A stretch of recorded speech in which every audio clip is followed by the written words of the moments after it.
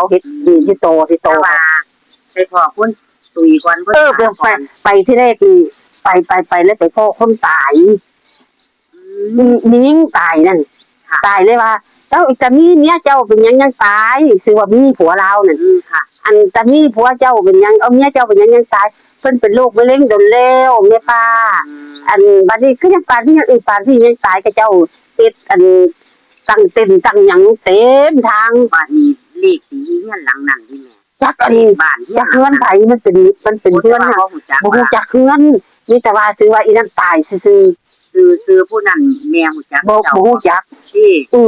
เขาบ่บอกโคตรซื้อมีแต่ว่าที่นี่มันเป็นมาโดนแล้วมีแต่ว่านี่มันก็เลยสาวกระตายก็เลยว่าคันวางซั่นข่อยก็สิกลายไปให้ข่อยไปเบิ่งมันข่อยเป็นผู้หญิงตายแต่สิอายุซ้ำเจ้าหรือจังได๋เลยอันวาดภาพเบิ่งเนาะ8 ปีอยู่เดี๋ยวนี้ติแม่บ่ทันตีแม่นบ่บ่แล้วสาวจะตีที่บัดนี้ตีเบิ่งเนาะหนูจะตี04เท่านั้นยังว่าผู้หญิ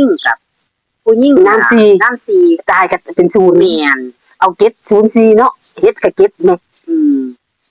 เฮ็ดคัน3ตัวแม่เอาบ่มันเฮ็ด